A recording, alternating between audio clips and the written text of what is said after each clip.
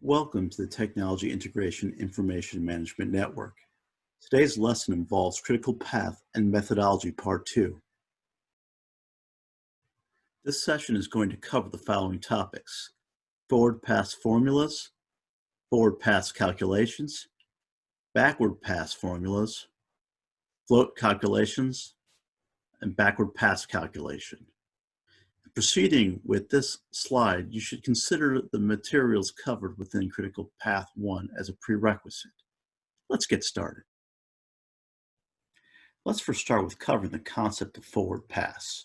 This involves the fields of early start, duration, and early finish. When assessing critical path, it is crucial we start out with the formulas in place. These formulas need to be applied with focus regarding accuracy. If any component is miscalculated, it could have exponential impact regarding any further calculation. The two formulas involving forward pass involve early start with the common abbreviations of ES and early finish with the common abbreviation of EF. The first thing to note is that the early start associated for the first activity is equal to 1. The early start for any preceding activity is equal to the early start for the preceding activity plus the duration of the preceding activity. The early finish is equal to the early start of the activity plus the duration. You then take the sum and subtract 1.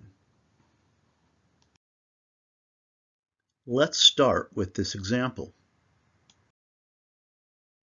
Let's start with activity A within our example.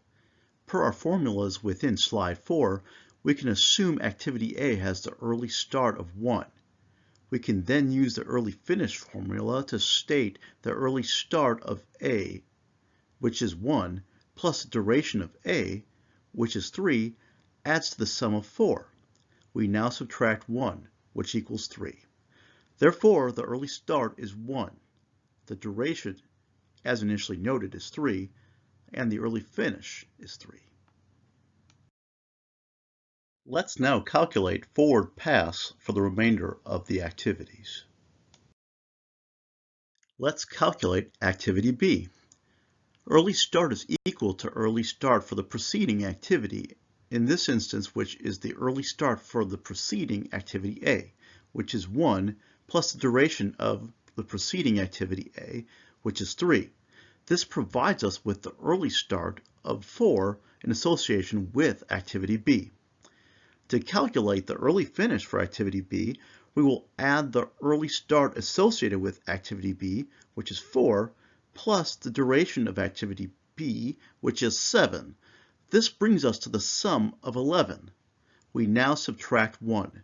This brings us to the early finish of 10 regarding activity B. I would like to be proactive in addressing the next question. What early start calculation do you utilize when you identify an area of convergence? One example would be activity C and D converging into activity F. This resolution is quite simple. You go with the greater value. The early start coming from activity C is equal to 9, and D is equal to 16. We will utilize the value of 16 in association with early start regarding activity F. Using all the formulas provided, we can now fill out the remaining forward pass values associated to our model. Let's now move to the topic of backward pass. This involves the fields of float, late start, and late finish. Let's first address some key concepts and formulas. The first concept to be identified involves critical path. It is most important to understand that all activities along the critical path contain zero float. Next, let's focus regarding two of the concepts in determining float. There are multiple ways to identify float. Let's start with the most basic formulas. You can gather float by subtracting early start from the value of late start. In addition, you can gather float by subtracting the early finish value from the late finish. Going back to the concept addressed within part 1, To identify the critical path, you just need to identify all the potential routes from the first to last activity. From our existing network diagram, we have identified 4: ABEG, ACFG, ADFG, and ADG.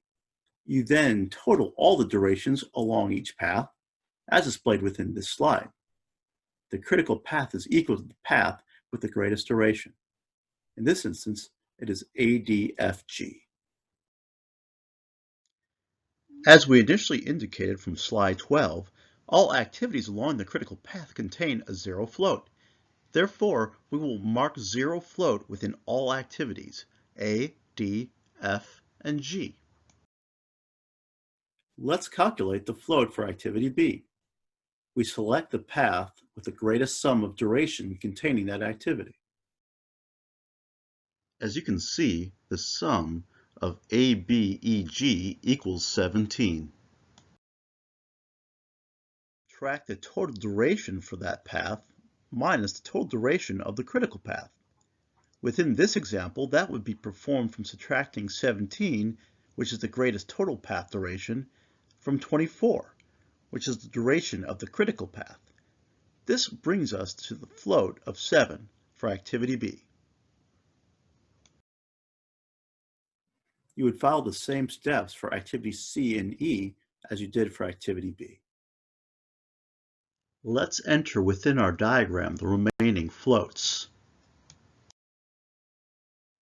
Now that we have a float calculation, we can continue the remainder of our backward pass.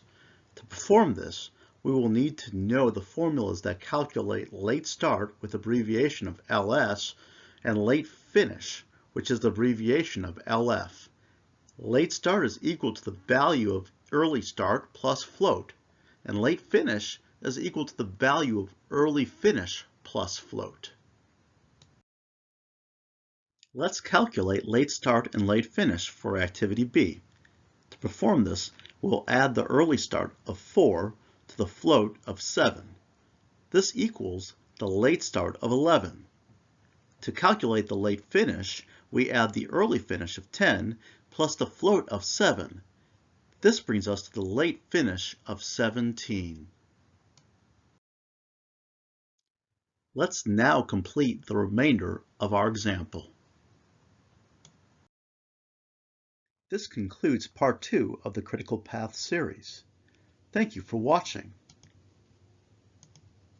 And please don't forget to hit the subscribe button.